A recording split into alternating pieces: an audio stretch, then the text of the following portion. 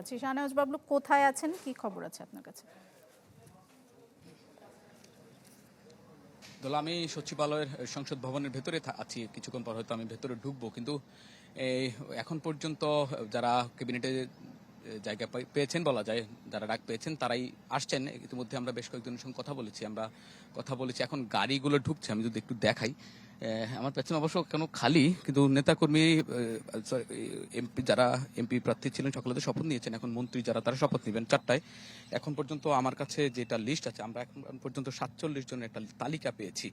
আমি যদি একটু তালিকাগুলো শোনাই, যে বলা যায় বিএনপি মহাসচিব মির্জা ফখরুল ইসলাম আলমগীর তিনি ফুল মন্ত্রী হচ্ছেন, আমির খসরু মাহমুদ চৌধুরী তিনি মন্ত্রী হচ্ছেন, সালাউদ্দিন আহমদ, ইকবাল হাসান মাহমুদ টুকু, মেজর হাফিজ উদ্দিন আহমেদ, ডাক্তার জাহিদ, তারা বলা যায় স্থায়ী কমিটির মোট 5 জন তারা পূর্ণাঙ্গ মন্ত্রীর তালিকায় হচ্ছেন। এখন পর্যন্ত আমরা যে তালিকা পেয়েছি, এছাড়া টেকনোক্রেট কোটায় পাচ্ছেন ডক্টর খলিলুর রহমান, এছাড়া আরেকজন টেকনোক্রেট কোটায় মন্ত্রী হচ্ছেন, তিনি হচ্ছেন বিএনপি চেয়ারম্যান উপদেষ্টা হাজী আমিনুর রশিদ ইয়াসিন, যিনি কুমিল্লা দক্ষিণ জেলার যে 6টি নির্বাচনী আসন ছিল যে 6টি জেলার নির্বাচনী প্রধান সমন্বয়ক হিসেবে দায়িত্ব পালন করেছেন। এছাড়া BNP vice chairman Shah Mofazzal Hossain Kaikobad তিনি পাচ্ছেন। এছাড়া ভাইস চেয়ারম্যান হচ্ছেন আব্দুল আউল মিন্টু, তিনি পূর্ণাঙ্গ মন্ত্রীর দায়িত্ব পাচ্ছেন।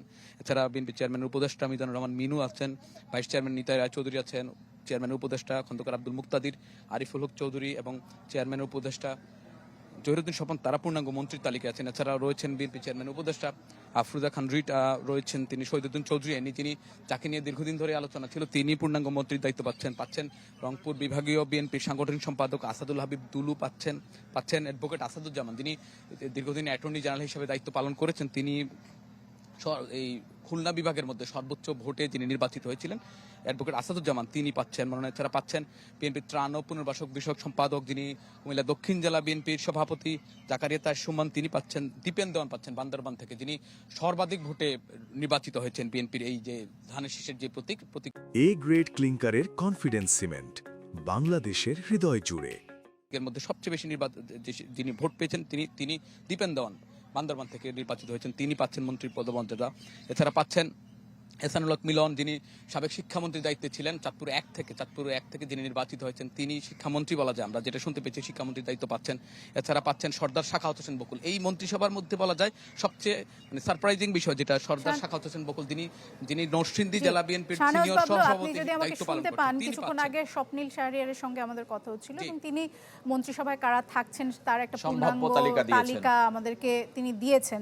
একটি বিষয় জানতে চাই যে নিরাপত্তা উপদেষ্টার নাম আসাটা হয়তো অনেকের জন্য কিছুটা চমকপ্রদ, যদিও শোনা যাচ্ছিল যে বিগত যে অন্তর্বর্তী সরকার সেখান থেকে কেউ হয়তো এই সরকারের মন্ত্রিসভায় আসতে পারেন। আর কারো নাম কি শুনেছেন নিরাপত্তা উপদেষ্টা জনাব খলিলুর রহমান ছাড়া? না, এই উপদেষ্টা পর্যায়ের আরো বেশ কয়েকজনের নামে আলোচনা ছিল, আসিফ নজরুলের নাম আলোচনায় ছিল, ওয়াহিদ মাহমুদের নাম আলোচনায় ছিল, কিন্তু তাদের নাম ছিল, কিন্তু এখন পর্যন্ত আমরা নাম পাইনি। এছাড়া ডক্টর সালেউদ্দিনের নাম আলোচনায় ছিল, আমরা তাদের নাম এখন পর্যন্ত পাইনি।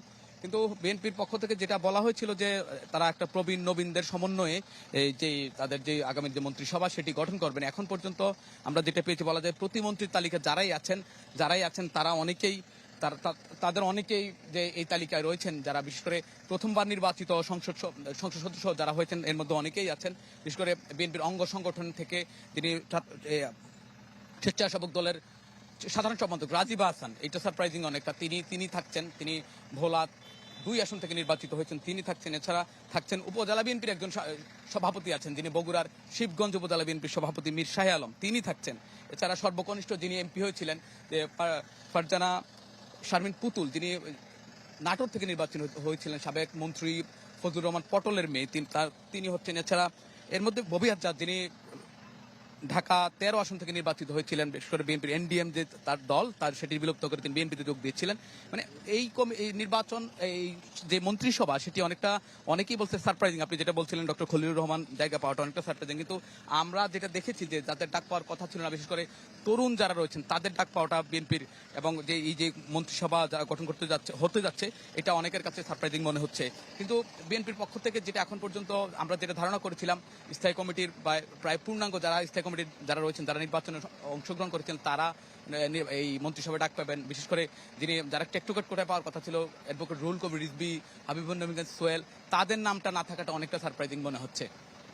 শাহনেওয়াজ বাবলু, আরেকটা বিষয় যদি একটু জানতে চাই, সেটি হচ্ছে যে গতকাল পরিবেশ উপদেষ্টা সৈয়দা রিজওয়ানা হাসান যখন তিনি সাংবাদিকদের সঙ্গে কথা বলছিলেন, সাংবাদিকদের এক প্রশ্নের জবাবে তিনি জানিয়েছিলেন যে উপদেষ্টাদেরকেও সংসদ সদস্যদের শপথ অনুষ্ঠানে উপস্থিত থাকবেন না। মন্ত্রীদের যখন শপথ অনুষ্ঠান হবে তখন কি তারা উপস্থিত থাকবেন? হ্যাঁ, এখন পর্যন্ত আমরা বিস্তারিত জানিনি। আমি যেহেতু ভেতরে প্রবেশ করতে পারিনি এখন পর্যন্ত, ভেতরে আমার 2 সহকর্মী রয়েছেন, তারা হয়তো এটা জানতে পারবেন। আমি এখন পর্যন্ত ভেতরে প্রবেশ করতে পারিনি, কিছুক্ষণ পর হয়তো আমি প্রবেশ করব, প্রবেশ করার পর হয়তো আরো আপনাদের বিস্তারিত জানাতে পারবো।